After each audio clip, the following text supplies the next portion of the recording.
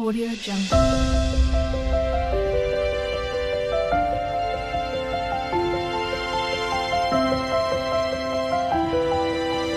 Audio Jungle. మూడో అధ్యాయంలో సంఘ పెద్దల అర్హతలు. మూడో అధ్యాయము సంఘ పెద్దలు. సంఘ పెద్దలు అంటే సంఘ కాపర్లు అని అర్థం. ప్రెస్బిటరోస్ అన్నాడు, అర్థమైందా? ప్రెస్బిటరోస్ అంటే సంఘ పెద్ద అని అర్థం. ఎపిస్కోపస్ అని కూడా అని అర్థం. ఎపిస్కోపే అంటే సంఘ పెద్ద అని అర్థం అన్నమాట, లేకపోతే అధ్యక్షుడు అన్నమాట. ప్రెస్బిటరోస్ అంటే పెద్ద, అది కూడా.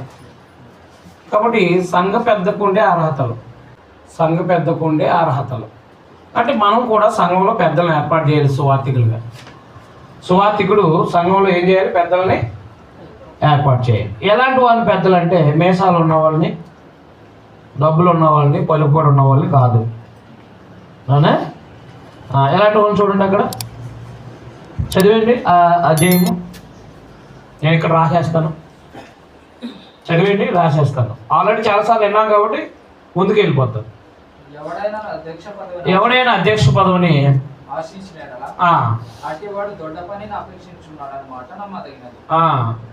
దొడ్డ పని అంటే మంచి పని అని. చూడండి, అధ్యక్షుడు వాడు ఏమై ఉండాలంట? నిందారహితుడు. అంటే నిందలు లేనివాడు. నిందలు లేనంటే నిందలు ఉంటాయి, అది నిజమై, అది అతను చేసిన నింద నిజమై ఉండకూడదు అనమాట. నిందారహితుడు అంటే క్రైస్తవుడు అయినట్టు వాడు. నిందారహితుడు చదివేయండి. నిందారహితుడు ఏకపత్ని పురుషుడు అంటే ఎంతమంది భార్యలు ఉండాలి? పదవి పెద్దది కదా. పదవి ఏంటి? పెద్దది కదా. లోకంలో పదవి పెద్దదైతే ఎంతమంది ఉండాలి? ఏకపత్ని పురుషుడు అంటే ఒకే భార్య. మితానుభవుడు. మితానుభవుడు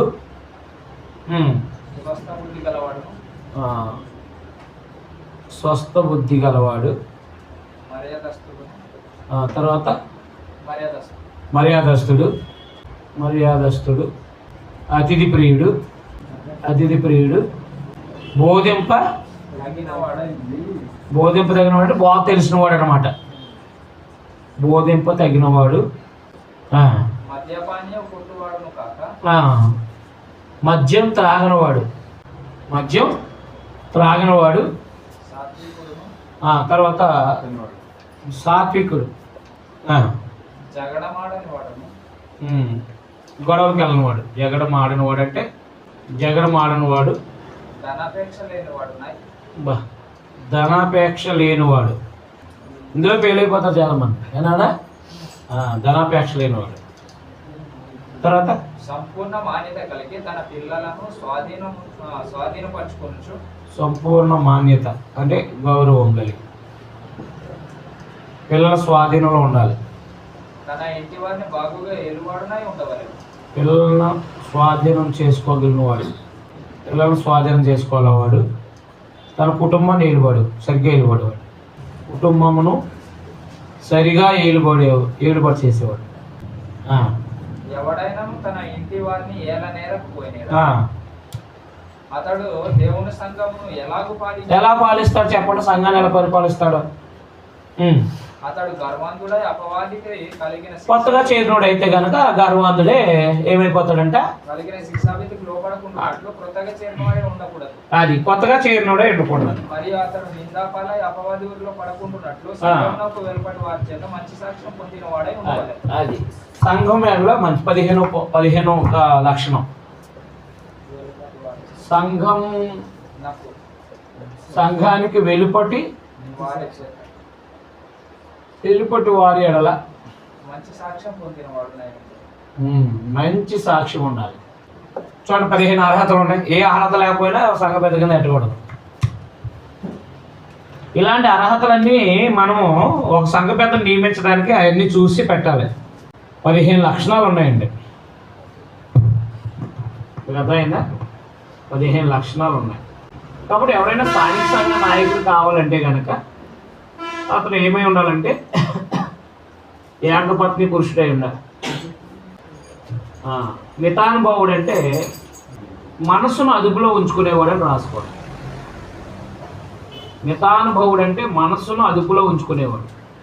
ఇంకా మిగతా వచనాలన్నీ మనకు అర్థమవుతాయి. మిగతా అన్నీ కూడా మనకి ఈజీగా చదివితే అర్థమైపోతాయి. అది సంఘ పెద్దకు ఉండే లక్షణాలు అనమాట. తర్వాత పరిచారకుడికి ఉండే లక్షణాలు కూడా. పరిచారకుడు అంటే రెడ్డింగ్ పెట్టుకోండి. సంఘ పెద్దకు ఉండే అర్హతలు అంటే పాస్టర్ అన్న సంఘ పెద్ద అన్న ఒకటే, గుర్తుపెట్టుకోండి. పాస్టర్ అన్న సంఘ పెద్ద అన్న ఒకటే, ఆ పదం ఒకటే. మన దేశంలో పాస్టర్ అంటేనే అర్థమవుతుంది, సేవకులు సువార్తికులు అలా తయారు చేశారు. కానీ పాస్టర్ అనే పదం సంఘ కాపరికి సంబంధించింది అన్నమాట. కాబట్టి బిషప్ అన్న తర్వాత పాస్టర్ అన్న ఒకటే అర్థం. బిషప్ అన్న పాస్టర్ అన్న ఒకటే. బిషప్ అన్న సంఘ కాపరే, సంఘ నాయకుడే. ఏమండి పిలవచ్చు, ఇబ్బంది. సంఘ పెద్దను పిలవచ్చు, అది ఇంగ్లీష్లో అంతే. ఏమో బిషప్ అన్న సంఘ పెద్దన్న, తర్వాత అధ్యక్షుడన్న, అలాగే పాస్టర్ అన్న ఒకటే. క్యాథలిక్లు బిషప్ అని పిలుస్తారు, నాయకులు సంఘ కాపరి అంటే అధ్యక్షుడని. బిషప్ అంటే ఎవరు అంతే, అధ్యక్షుడని. అధ్యక్షుడన్నా పాస్టర్ అన్నా ఒకటే, పదం ఒకటే. అది మనం అయితే సువార్థికులు అయితే సువార్థికులుగా పిలువబడాలి. మనం పాస్టర్లుగా పిలువబడకూడదు. సువార్థికులు ఏమవ్వకూడదు, పాస్టర్లుగా పిలవకూడదు. ఎందుకంటే భార్య పిల్లలు ఉండాలి, సరిగ్గా కుటుంబాన్ని పరిపాలించేవాడే ఉండాలి. అలాంటి క్వాలిఫికేషన్స్ ఉన్నవాళ్ళు సువార్థికులు మళ్ళీ వివాహం చేసుకోవచ్చు, చేసుకోవచ్చు, అది వేరే సార్. తర్వాత అలాగునని పరిచారకులు వాళ్ళు కూడా గౌరవింపదగిన వారుగా ఉండి, దేమానస్కులు అంటే కింద పుట్టినోట్లు ఇచ్చాడు చూడండి, రెండు నాలుకలు కలిగిన వాడుగా ఉండకూడదు. అంటే రెండు మనస్తత్వాలు కలిగిన వాడుగా, రెండు నాలుకలు కలిగినట్టు వాడు అన్నాడు అనమాట. తర్వాత సేమ్ సంఘ పెద్దలకు ఉండే క్వాలిటీస్ ఉంటాయి వాళ్ళలో కూడా, కొన్ని తప్ప. అది కూడా చూడండి, అతను కూడా ధనాపేక్ష లేని వాడే ఉండాలి. పరిచారకుడు అంటే ఎవరు? సంఘ పెద్దల కింద పనిచేసేవాళ్ళు. సంఘ పెద్దల కింద పనిచేసేవాళ్ళు. సంఘ పెద్దలు ఏమో నిర్ణయిస్తారు, ఈ పని ఇలా చేయాలి, ఆ పని అలా చేయాలి, రేపు అక్కడ మీటింగ్ జరుగుతుంది, ఇక్కడ మీటింగ్ జరుగుతుంది, లేకపోతే అది ఇది అని చెప్పేసి సువార్తకి వెళ్ళాలి, ఇలా అని నిర్ణయిస్తారనమాట. వాళ్ళ కింద పనిచేసే వాళ్ళే పరిచారకులు. వాళ్ళకి డేకన్స్ అంటారు అనమాట. మీకు అర్థమైందా? డియాకోనోస్ అంటారు, గ్రీకులో డియాకోనోస్ అంటారు. పరిచారకులు అంటే పరిచర్య చేసేవాళ్ళు అన్నమాట. వాళ్ళు కూడా గౌరవానికి తగిన వారుగా ఉండాలి, నిష్కపట్టుగా ఉండాలి, తాగుబోతులు కాకూడదు, అక్రమంగా లాభం సంపాదించకూడదు, ఆశించే వరకు ఉండకూడదు, హృదయాన్ని శుద్ధి చేసుకునేవారు అంటే పవిత్రత కలిగిన వారుగా ఉండాలి, వీళ్ళు కూడా నిందకు అవకాశం ఇవ్వకూడదు. అలాంటి వాళ్ళు పరిచారకులుగా పెట్టచ్చు. అలాగే వారి భార్యలు కూడా అన్న మాట ఉంది చూడండి నాకు. అలాగే 11వ వచనం అటువలే అది తర్జుమా ప్రాబ్లం. మీకు అందుకే తర్జుమా ప్రాబ్లం చెప్తున్నాను నేను, తర్జుమా మిస్టేక్ చెప్తున్నాను అక్కడ. ఈ పుస్తకం చదివేటప్పుడు ఎక్కడెక్కడ తర్జుమా మిస్టేక్స్ ఉన్నాయో చెప్తున్నాను నేను. అర్థమైందా? మీకు ఇందాక 2:15 చెప్పాను తర్జుమా మిస్టేక్ ఉందని. శిశు ప్రసూతి ద్వారా ఆమె రక్షించబడుతుందంటే విధానం అది చెప్పాను అక్కడ, తర్జుమా ప్రాబ్లం ఉందని. అలాగే ఇక్కడ వారి భార్యలు కూడా అదే మాట ఉంది. అలాగే వారి భార్యలు కూడా గౌరవానికి తగిన వారు, అపనిందలు ప్రచారం చేయని వారు, కోరికలు అదుపులో ఉంచుకునేవారు, అన్ని విషయాల్లో నమ్మకం వారే ఉండాలి. అంటే పరిచారకుని భార్య కూడా బాగుండాలి. అయితే పరిచర్య చేయి స్త్రీలు అన్నాడు అక్కడ, అవునా? పరిచర్య అంటే పరిచారకురాలు ఉండదు, సంఘంలో పరిచారులు చేయలు ఉండదు. స్వార్థ పనులు సహకారులుగా ఉంటారు, కానీ ప్రత్యేకమైన పోస్ట్ లేదు స్త్రీలకి. అర్థమైంది? అర్థమలేదా? అది ఇక్కడ మన తర్జుమా ప్రాబ్లం అనమాట. ఏంటంటే తర్జుమా ప్రాబ్లం ఏంటంటే పరిచర్య చేయి స్త్రీలను పెట్టేసి మన పుట్టినోట్లు అక్కడ ఏం చెప్పాడు? పరిచర్య చేయవాని భార్యలు. అంటే పరిచర్య చేసేవారి భార్యలు కూడా ఎలా ఉండాలో చెప్పాడండి. కాబట్టి 8 నుంచి అంటే 3 అధ్యాయం 1 నుంచి 7 వచ్చిన వరకు సంఘ పెద్దల అర్హతలను రాసుకోండి. 3 అధ్యాయం 8 నుంచి 13 వచ్చిన వరకు పరిచారికుల యొక్క అర్హతలను రాసుకోండి. ఇక్కడ డైరెక్ట్గా పరిచర్య చేయ స్త్రీలను పెట్టేశాడు. అది కరెక్ట్ కాదన్నమాట. పరిచర్య చేయవాని భార్యలు ఎలా ఉండాలో చెప్పాడండి. సంఘంలో స్త్రీలు మాట్లాడకూడదు అంటే బోధించకూడదని అర్థం, అంతేగాని పాటలు పాడకూడదని కాదు, వాకింగ్ చదవకూడదని కాదని అర్థం. వాకింగ్ చదవచ్చు, పాటలు పాడవచ్చు, నాయకత్వం చేయకూడదు. అది పురుషుడు నాయకత్వం చేయాలన్నమాట. మౌనం అంటే ఇలా మౌన వ్రతం కాదు, అక్కడ ఉపదేశించకూడదని చెప్పడానికి వాడాడు. అదైంది. అంతేగాని సంఘంలో స్త్రీలు మాట్లాడకూడదంటే అస్సలు నోరెత్తకూడదని కాదని అర్థం. భావం మార్చేసారు మనోళ్ళు కదా. చర్చ ప్లేస్లో కూడా మనోళ్ళు అదే చదువు కంటూ ఉంటారు. ఏమైపోద్ది, వచ్చిన చదివితే ఇబ్బంది ఏమైంది? ఆవిడేమో నాయకత్వం చేస్తుందా? ఇక్కడికి వచ్చి నాయకత్వం చేస్తుందా? మీరు చదవండి లేకపోతే మీరు ప్రార్థన చేయండి అని అంటుందా? మరే ఇబ్బంది ఏముంది? కింద కూర్చుని పాటలు పాడవచ్చు కదా, ఇబ్బంది ఏముంది? మౌనం అంటే అలాగా వీళ్ళు మార్చేశారు. అది కాదు మౌనం. నాయకత్వం అధికారం చేయకూడదు, ఆమె నడిపించకూడదు, అలాగే పరిచారకురాలుగా ఉండడానికి ఆ అవకాశం లేదు. సంఘ పెద్దలు పరిచారకులు పురుషులు, సంఘ పెద్దలు పరిచారకులు. ఎందుకంటే మీరు ఒకసారి చూడండి, మొదటి భద్ర 14 అధ్యాయంలో ఆరాధనలో ఎలా ఉండాలో చెప్పాడు. అక్కడ 26 వచ్చిన నుంచి, సహోదరులారా ఇప్పుడు ఏం జరుగుతుంది? మీరు కూడి వచ్చినప్పుడు ఒకడు కీర్తన పాడాలన్నాడు, మరి ఒకడు బోధించాలన్నాడు, మరి ఒకడు తనకు బయలుపరచబడిందని ప్రకటన చేయాలన్నాడు, మరి ఒకడు భాషతో మాట్లాడాడు, మరి ఒకడు అన్నాడు. చూడండి అక్కడ, అది కోట్ చేయండి సరిపోద్ది. ఒకడు కీర్తన పాడాలని ఉన్నాడు, మరి ఒకడు బోధించాలని ఉన్నాడు, మరి ఒకడు బయలుపరచుకొని చెప్పాలని, మరి ఒకడు అర్థం చెప్పుకోవాలన్నాడు. సరే, సమస్తము క్షేమాభివృద్ధి కట్టుకే చేయండి అన్నాడు. చూసారా? కానీ 34 రోజులు ఏమన్నాడు? స్త్రీలు సంఘంలో మౌనంగా ఉండాలి అన్నాడు. అంటే మౌనంగా ఉండాలంటే పైన అన్నీ చేయకూడదని అర్థం, పైన నాయకత్వం చేయకూడదని అర్థం. వారు లోపడాల్సింది కానీ వాళ్ళు మాట్లాడడానికి సెలవు లేదన్నాడు. మాట్లాడడానికంటే అర్థం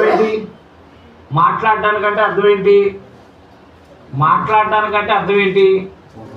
అది బోధించడానికి అధికారం లేదు అన్నాడు. కానీ అర్థమైందా? 3 అధ్యాయంలో ఇది రాసేసుకోండి. మీరు చదివేసి మిగతాది రాసుకుని చదవచ్చు, ఇబ్బంది ఏముంది? ఏమంటే అధికారం చేయొద్దని చెప్పాడు కానీ అసలు పాటలు పాడొద్దు. ఆమె కూడా బాప్తిసం పొంది ఆరాధన చేయాలి కదా, కీర్తన పాడకపోతే ఎలాగా? ఆమె కూడా దేవుని వాక్యాన్ని స్టడీ చేయాలి కదా, స్టడీ చేయకపోతే ఎలాగా? మీకు అందుకే తర్జుమా ప్రాబ్లం చెప్తున్నాను. మీకు ఇలా ఎవరైనా చెప్పారా? పుస్తకాలు ఏ పుస్తకాలైనా ఇది మిస్టేక్ ఉంది, ఇది తర్జుమా ప్రాబ్లం ఉంది, ఇక్కడ తర్జుమా ప్రాబ్లం ఉంది అని చెప్పారు ఎవరైనా? ఎందుకంటే అలా తెలియదు కాబట్టి, గ్రీక్ రాదు కాబట్టి. అందుకే మీకు ఇంకా వివరంగా చెప్పాను కదా, పత్రికలు వివరంగా చెప్తాను అన్నాను నేను. ఎందుకంటే మన సంఘాన్ని ఎలా కట్టాలో ఎలా నడిపించాలో మనకు తెలియాలి. సంఘంలో వాళ్ళు కూడా ప్రవర్తన ఎలాంటి ప్రవర్తనగా నడిపించాలో కూడా స్వార్థికుడికి తెలియాలి. సంఘం దేవుడు ఆశించిన రీతిగా కట్టాలి మనం, అప్పుడు దేవుడు నివసిస్తాడు మన మధ్యన. దేవుని చిత్త ప్రకారంగా సంఘాన్ని కట్టామనుకోండి, మన మధ్యన ఎవరు ఉంటారు? దేవుడు ఉంటాడు. అలా కాదు, ఎవరి ఇష్టం ఉన్నారో వాళ్ళు బతుకుతున్నారు, ఆదివారం వచ్చి ఆరాధన చేస్తున్నారు, అక్కడ దేవుడు ఉన్నాడు. నేను ఈ విషయాలు నేర్పడానికి కారణం అదే. రైట్, చదువుదాం. తిమోతి పత్రిక కంప్లీట్ చేసేది 3 అధ్యాయం. 4 అధ్యాయానికి వెళ్ళే ముందు మనం కొంచెం బ్రేక్ తీసుకుని అటువలే పరిచర్య స్త్రీలు కూడా పరిచర్య కాదు, అటువలే పరిచర్య చేయవాని భార్యలా చదవాలి. మీరు అక్కడ అండర్లైన్ చేసుకుని తర్జుమా మిస్టేక్ అని రాసుకోండి అంతే. మితానుభవం గలవారును ఈ విషయంలో నమ్మకమైన వారినై ఉండవలెను. ఆ, పరిచారకులు ఏకపత్ని పురుషులను తమ పిల్లలను తమ ఇంటి వారిని బాగుగా ఏలువారినై ఉండవలెను. ఉమ్, పరిచారకులై ఉండి ఆ పనిని బాగుగా నెరవేర్చిన వారు మంచి పదవిని సంపాదించుకోరు. క్రీస్తేసునందరి విశ్వాసమందు బహుధైర్యం గలవారు ఉమ్, శీఘ్రంగా నీ యొద్దకు వత్తునని నిరీక్షించుతున్నాను. అయినను నేను ఆలస్యం చేసిన ఎడల దేవుని మందిరంలో అనగా జీవంగల దేవుని సంఘంలో జనులు ఎలాగూ ప్రవర్తింపవలనో అది నీకు తెలియవలేదని ఈ సంగతులు నీకు రాయిచున్నాను. అది ఎందుకు రాస్తున్నారంట? స్త్రీలు ఎలా ఉండాలో, పురుషులు ఎలా ఉండాలో, సంఘ పెద్దలు ఎలా ఉండాలో, పరిచారకులు ఎలా ఉండాలో ఎందుకు రాస్తున్నాడంట ఆయన? ఈయన ఎలా ఉండాలో రాస్తున్నాడంట ఆయన. ఆ సంఘం సత్యమునకు స్తంభమును ఆధారమై ఉన్నది. అది సంఘము ఏమైందంట? సత్యమునకు స్తంభమును ఆధారమై కాబట్టి సంఘం సత్యానికి స్తంభం రుజువు అనమాట. రుజువు నిరక్షేపంగా దైవభక్తిని కూర్చి మర్మం గొప్పదై ఉన్నది. దైవభక్తుని కూర్చున్న రహస్యం ఏమైందంట? గొప్పదే. దైవభక్తుని కూర్చున్న రహస్యం గొప్పదే. ఆయన సశరీరుడుగా ప్రత్యక్షుడాయను. ఆత్మ విషయంలో నీతిపరుడని తీర్పునుంది. యేసుక్రీస్తు వారు అర్థమైందా? శరీరాన్ని ధరించుకొచ్చాడు. ఆయన నిర్దోషి, దోషం లేని వాడని తెలియజేయబడింది. దేవదూతలకు కనబడాను. దేవదూతలకు కూడా కనిపించారు ఆయన. కాబట్టి అపోస్తులందరూ కూడా యేసుప్రభువు వారిని రక్షకుడని ప్రకటించారు. లోకంలో విశ్వసించారు చాలా మంది. కాబట్టి మరలా తిరిగి లేచి ఆయన పైకి వెళ్ళారు. అదైందా? ఆయన మరలా తిరిగి లేచి ఎక్కడికి వెళ్ళారు? ఆయన పరలోకానికి వెళ్ళారు. అది చాలా వివరంగా చెప్పడం జరిగింది చూడండి అక్కడ. కాబట్టి నేను ఆలస్యం చేసిన దేవుని మందిరంలో అనగా జయంగల దేవుని సంఘంలో నీవు ఎలా ప్రవర్తించాలి అది నీకు తెలియాలని సంగతులు రాస్తున్నాను. నువ్వు ప్రవర్తించాలంటే నీకు కూడా తెలియాలి కదా అవి. కాబట్టి ఎవరెవరు ఎలా ఉండాలో చెప్తూ ఆయన కూడా ఎలా ఉండాలో చెప్పాడు అనమాట. ఆ సంఘం సత్యానికి స్తంభం ఆధారమై ఉంది. సత్యానికి స్తంభమై ఉందండి. సత్యమునకు స్తంభమును ఆధారమై ఉంది. కాబట్టి ఆక్షేపం లేకుండా దైవభక్తిని కూర్చున్న మర్మం గొప్పదైంది. ఆక్షేపం లేకుండా దైవభక్తిని కూర్చున్న మర్మం ఏమైంది? చాలా గొప్పదైంది. ఏంటో దైవభక్తిని కూర్చున్న మర్మం? యేసుప్రభువు వారు ఈ లోకానికి వచ్చారు. ఆయన నీతిపరుడని నిర్దోషాన్ని తీర్పు తెచ్చబడ్డారు. దేవదూతలు కనిపించారు. రక్షకులని జనాల్లో ప్రకటించబడ్డారు. లోకమందు నమ్మబడ్డారు. ఆనాటికి ఆరోహణ తేజమయుడయ్యారు. అయితే కడవరి దినాల్లో కొందరు అబద్ధికులు వేస్తారు. మోసపోసం ఆత్మలను వేయలేని బోధలు లక్ష్మించి విశ్వాస భ్రష్టులు అవుతారని ఆత్మ తేటగా చెప్తారు. అంటే యేసుప్రభువు భూమి మీదకి రాలేదని చెప్తారు. ఏమన్నా? అదే మొదటి యోహాను పత్రికలో 2 తండ్రిని కుమారుని ఒప్పుకోని వాడు క్రీస్తు విరోధి అన్నాడు. 4వ అధ్యాయంలో యేసుక్రీస్తు శరీరధారి. మొదటి యోహాను పత్రిక 4వ అధ్యాయం మొదటి 3 వచనాల్లో యేసుక్రీస్తు శరీరధారిగా రాలేదని ఏ ఆత్మ చెప్పునో అది దేవుని సంబంధమైంది కాదు అన్నాడు. ఇంకేమైనా అనుమానాలు ఉంటే చెప్పండి, లేదంటే మనం 10 నిమిషాలు బ్రేక్ తీసుకుంటాం. అర్థమవుతుంది కదా? ఓకే. మనస్సాక్షి గలవారై వివాహం నిషేధిస్తూ సత్య విషయమైన అనుభవ జ్ఞానం గల విశ్వాసులు కృతజ్ఞతాస్తులు చెల్లించి పుచ్చుకునే నిమిత్తం దేవుడు సూచించిన ఆహార వస్తువులు కొన్నింటి తినటం మానాలని చెబుదురు. అర్థమైందా? దేవుడు సృజించిన ప్రతి వస్తువు మంచిదే. కృతజ్ఞతాస్తులు చెల్లించి పుచ్చుకునేళ్ళ ఏది నిషేధింపదగింది కాదు. ఏలైనగా అది దేవుని వాక్యం వలన ప్రార్థన వలన పవిత్రపరచబడుచున్నది అన్నాడు. అర్థమైందా? దేవుని వాక్యం వల్ల ఇక్కడ మాట్లాడుతున్నారు. కొంతమంది వివాహం నిషేధిస్తారంట, కొంతమంది ఏమో వివాహం నిషేధించడం అంటే మనకి ఫర్దర్గా తెలిసిన వాళ్ళు ఎవరంటే RCM వాళ్ళు. అవునా? వివాహాన్ని నిషేధించిన వాళ్ళు. తర్వాత కొన్నిటికి తిన్నట్టు మానాలని చెప్తారంట. ఇది బహుశా ధర్మశాస్త్రం సంబంధమైన బోధ. కొత్త నిబంధనలో మనకు ఆహార పదార్థాలు తినటం అంటే కొన్ని తినొచ్చు, కొన్ని తినకూడదని చెప్పేసి మనకు ఒక నియమం లేదు. కానీ అపోస్తలుల కార్యం 15వ అధ్యాయం 19వ వచనం ప్రకారంగా క్రైస్తవుడైన ప్రతి ఒక్కడు కూడా రక్తాన్ని తినకూడదు, గొంతు పిసుకు చంపిన దాన్ని తినకూడదు, విగ్రహాలు కల్పించిన వాటిని తినకూడదు. గొంతు పిసుకు చంపిన దాన్ని తినకూడదు, రక్తాన్ని తినకూడదు, విగ్రహారాధనకు సంబంధించినవి ఏవి తినకూడదు. కాబట్టి ఆహార పదార్థాలకు ఇచ్చిన ప్రతిదీ కూడా దేవుని కృతజ్ఞతాస్తుతులు చెల్లించవచ్చు అనమాట. ఈ వచనం తీసుకుని చాలామంది అపార్థం చేశారు. ఏ వచనం తీసుకుని ఇక్కడ ఏమన్నాడు, అక్కడ దేవుడు సృజించిన ప్రతి వస్తువు మంచిదే, కృతజ్ఞతాస్తుతులు చెల్లించి పుచ్చుకునే ఏది నిషేధింపదగినది కాదు అని చెప్పేసి విగ్రహాలకు అర్పించినవి తినవచ్చు అన్నారనమాట. అది అసలు ఆ సందర్భం ఏంటి? సందర్భం అదే, భోజనానికి సంబంధించినవి ఏవి ఇచ్చాడో దేవుడు అవన్నీ కూడా కృతజ్ఞతాస్తుతులు చెల్లించి తెచ్చుకోవచ్చు అన్నాడు అనమాట. ఇశ్రాయేలు లాగా లేవికాండం 11వ అధ్యాయంలో ప్రకారంగా కొన్ని జంతువులు తినొచ్చు, కొన్ని జంతువులు తినకూడదు, కొన్ని పక్షులు తినొచ్చు, కొన్ని పక్షులు తినకూడదు, అలాగే కొన్ని భూజంతువులు తినొచ్చు, కొన్ని తినకూడదు, కొన్ని చేపలు తినొచ్చు, కొన్ని చేపలు తినకూడదు. ఇలాంటి నియమము యూదులకు ఉంది కానీ క్రైస్తవులకి లేదు అన్నమాట. అది క్రైస్తవులు తెలుసుకోవాలి. అందుకని ఆహార సంబంధమైన ఏ వస్తువులైనా మనం దేవునికి కృతజ్ఞతాస్తుతులు చెల్లించి పుచ్చుకోవచ్చు, ఇబ్బంది ఏమి లేదు. కానీ అబద్ధ బోధకులు ఏం చెప్తారంట, కొన్ని తినటం మానేయాలని చెప్తారంట, వివాహం చేసుకోకూడదని చెప్తారంట. వివాహము ఇలాగన కొంతమంది అబద్ధ బోధకులు వస్తారని చెప్పేసి సంఘానికి తెలియజేశారనమాట ఆ రోజున. ఈ సంగతులు సహోదరులకు వివరించిన నువ్వు అనుసరిస్తూ వచ్చిన విశ్వాస సుబోధ సంబంధమైన వాక్యాల చేత పెంపారుచు. చూసారా, విశ్వాస సుబోధ సంబంధమైన వాక్యముల చేత పెంపారుచు. క్రీస్తు యేసునకు మంచి పరిచారకుడు అయిందువు. క్రీస్తు యేసునకు మంచి పరిచారకుడువై ఉందువు. అది చూసారా, విశ్వాస సుబోధ సంబంధమైన వాక్యాల చేత పెంపారుచు అంటే మంచి పరిచారకుడై ఉండాలంటే కనుక అదైనా విశ్వాస సంబంధమైన బోధే చెప్పాలి. సంఘానికి ఏం చెప్పాలండి? అపోస్తుల బోధే చెప్పాలి. అపోస్తుల బోధ చెప్తేనే క్రీస్తు యేసునకు మంచి పరిచారకుడై ఉంటాం మనం కూడా. నేడు అపవిత్రమైన ముసలమ్మ ముచ్చట్లు విసర్జించి,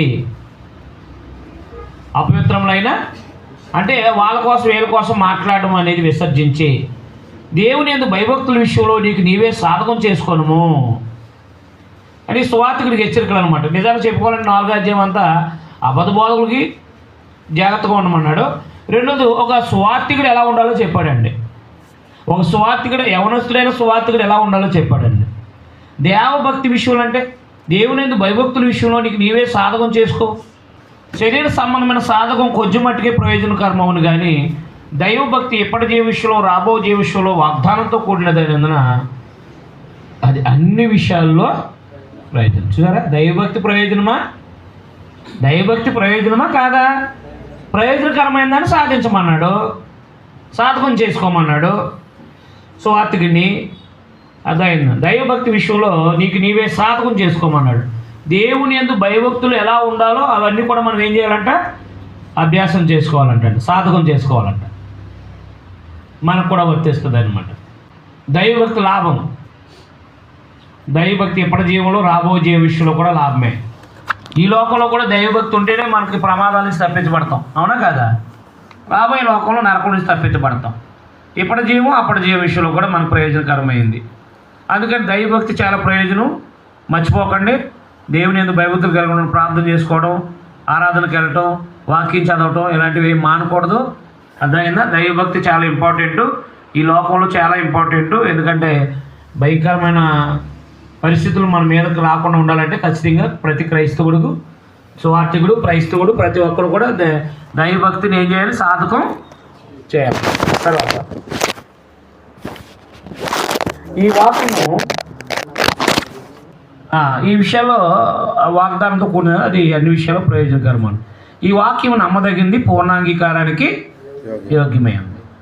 మనుషులందరికీ రక్షకుడును మరి విశేషంగా విశ్వాసులకు రక్షకుడైన జీవం గల దేవుని యందు మనం నిరీక్షించున్నాము గనక ఇందు నిమిత్తం ప్రయాసతో పాటుపడుతున్నాం. ఈ సంగతులు ఆజ్ఞాపించి బోధించము. నీ యవనాన్ని బట్టి ఎవడు నిన్ను తృణీకరించనీయద్దు. ఈ సంగతులన్నీ ఆజ్ఞాపించి బోధించమంటున్నాడు సువార్తికుని సంఘానికి. ఎవరిని కూడా నీ యవనాన్ని బట్టి ఎవడో తృణీకరించవద్దు అన్నాడు అనమాట. యవన వయసులో తృణీకరించబడే బతుకేం చెప్పండి? యవన వయసు ఎప్పుడు తృణీకరించబడుతుంది? మాటలో గౌరవం లేకపోయినా యవన వయసు తృణీకరించబడుతుంది. యవ్వనాన్ని బట్టి ఎవడు నేను తృణీకరింపనీకు కానీ అన్నాడు అంతే. యవ్వన వయసు ఎప్పుడు తృణీకరించబడుతుంది అంటే అంటే జాగ్రత్తలు చేసినప్పుడు యవ్వన వయసు ఏమవుతుంది? తృణీకరించబడుతుంది. అది అందువల్ల ఈ యవ్వన వయసుని తృణీకరించబడకుండా ఉంచుకోమన్నాడు అన్నమాట. నీ యవ్వనాన్ని బట్టి ఎవడు నేను తృణీకరించనీకు, కానీ మాటలో ప్రవర్తనలో ప్రేమలో, అదైనా మాటలో ప్రవర్తనలో ప్రేమలో, విశ్వాసములో పవిత్రతలో, ప్రేమ అనగా సహోదరుల పట్ల చూపించాల్సిన ప్రేమలో, విశ్వాసము దేవుని అందరికి సంబంధించిన విశ్వాసంలో, పవిత్రత అనేది ఈ హృదయ శుద్ధికి సంబంధించింది. వాటి పవిత్రతలో విశ్వాసులకు మాదిరిగా ఉండమన్నాడు. కాబట్టి టోటల్గా 4వ అధ్యాయం అంతా కూడా సువార్తికుడి కోసం చెప్తున్నట్టుగానే ఉంది. బోధించుటందు, అదే హెచ్చరించుట యందు, నేను వచ్చే వరకు చదువుట ఎందును, హెచ్చరించుట ఎందును, బోధించుట ఎందును జాగ్రత్తగా ఉండము. చూసారా, సువార్తికుడు ఎప్పుడు చదువుతారా? నేను వచ్చే వరకు చదువుట ఎందు, హెచ్చరించుట ఎందు, బోధించుట ఎందు జాగ్రత్తగా ఉండము. పెద్దలు హస్తనిక్షేపణం చేయగా ప్రవచన మూలంగా నీకు అనుగ్రహించమని నీలో ఉన్న వరాన్ని అలక్ష్యం చేయకు. అదైనా పెద్దలు హస్తనిక్షేపణం చేశారు. ఎవరికి? తిమోతి గారికి. పెద్దలు హస్తనిక్షేపణం చేయగా ప్రవచన మూలమున నీకు అనుగ్రహించబడిన నీలో ఉన్న వరమును అలక్ష్యము చేయకు. అదైనా అంటే పెద్దలు చేతులు ఉంచడం ద్వారానే కదా మరి వరం పొందారు.